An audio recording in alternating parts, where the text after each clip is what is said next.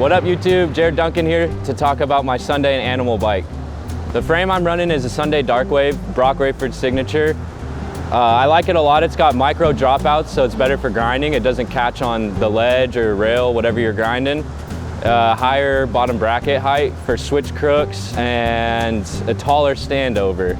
It's also got the wave down tube, which is good for dent resistance, and it just looks cool. It's got a built-in seat clamp. I got the Odyssey Brock grips on the Animal foursome bars, and the bars are 9.5. I got the Animal jump off stem. It's just like the OG front load stem. A Sunday headset. I got a Sunday Darkwave forks in black. They got a 28mm offset. For my front wheel, I got the Odyssey Venduro Pro front hub laced to a Animal RS rim. Shout out Jake Seeley.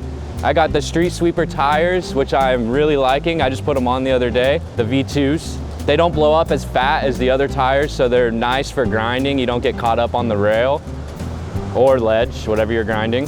I got the Sunday Seeley pegs in 4.75 length. The sprocket I'm riding is a Sunday Knox V2 with the Animal Akimbo cranks in 165. It's just better for spinning, like hard 180 tricks out of grinds and stuff. It just makes it, you know? And I got the Animal Rat Trap pedals. All right, I got the Animal seat post with a Sunday duck canvas seat. For my back wheel, I'm riding an Odyssey Clutch V2 free coaster. My driver's side hub guard is a Ryan Howard Animal signature, and that's laced to a G-Sport rib cage rim. I'm riding an Odyssey Bluebird chain, which is great.